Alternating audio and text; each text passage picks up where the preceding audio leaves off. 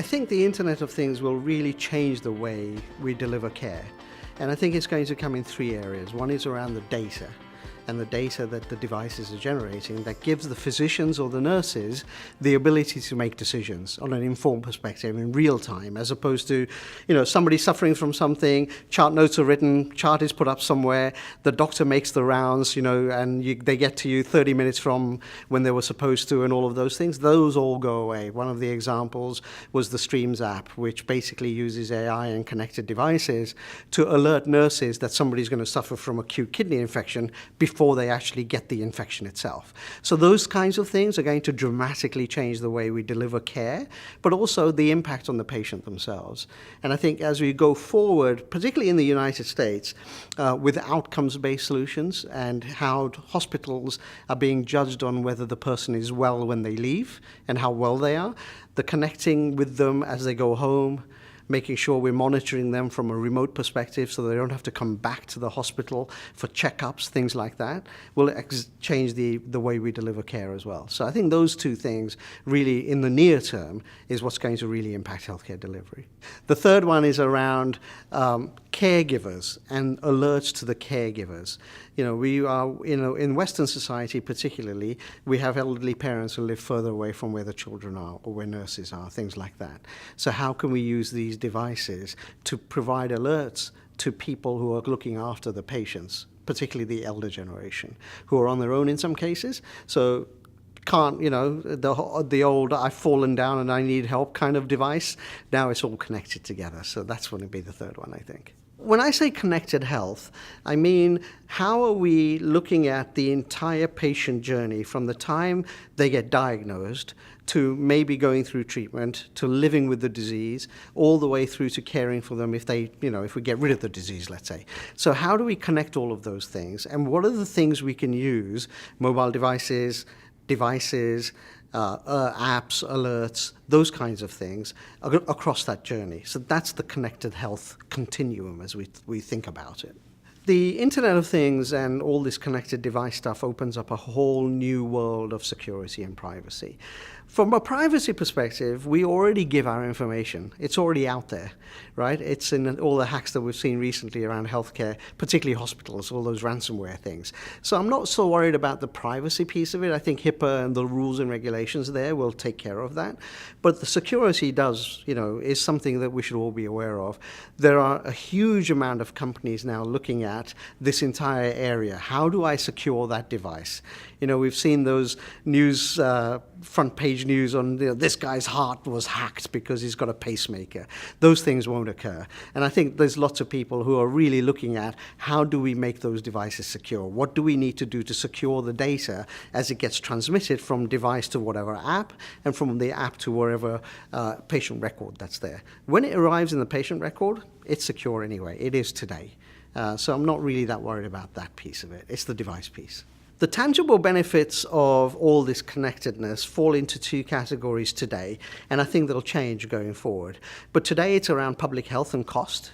Right? So if you get a huge amount of data and you understand that data on an aggregate basis on public health and how you can provide services, particularly for those nationalized healthcare services like the NHS in the UK or Germany or France, or even here where the payer industry is looking at all of these outcomes-based solutions, connected health helps in a long way because it gives you real-world evidence. It gives you actual data. It's not relying on surveys. It's not relying on a small population base. You can literally take data from 4 million people as opposed to 200 people and apply it. So I think that's where the biggest value is today. I think it's a generational thing of what people will buy into and what they won't. So you have to tailor the Internet of Things service offering to that generational thing. So in my speech today, I showed you how an elderly patient could interact with a voice-activated solution. Perfectly normal for them because they can't really interact with the phone. They find it cumbersome. The technology is too much for them.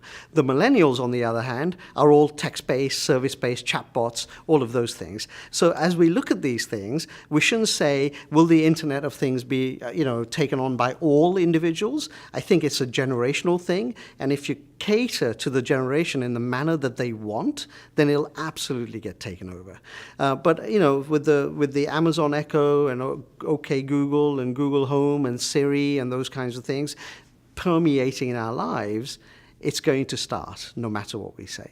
The impact of all of this technology and connectedness will change dramatically the doctor-patient relationship.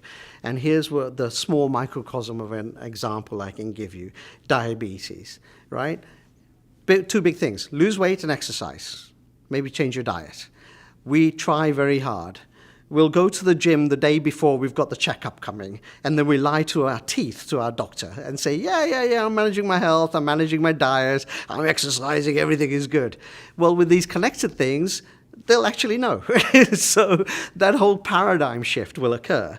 Also, the other thing is, particularly the millennial generation who are adopting these bots and apps and things, they're actually tracking everything. So they're actually providing the doctor with a lot more information before they go to see the doctor. So the doctor has a very good picture of how your well-being is before you go see them. So those are the changes that will occur very quickly, I think. So pharma has a really interesting conundrum at the moment because they are a model of creating pills to give you, or some medicines to give you to manage things. And now you're going as a patient with all of these connected devices and wearables and sensors, managing your health yourself. So where does pharma fit into that equation?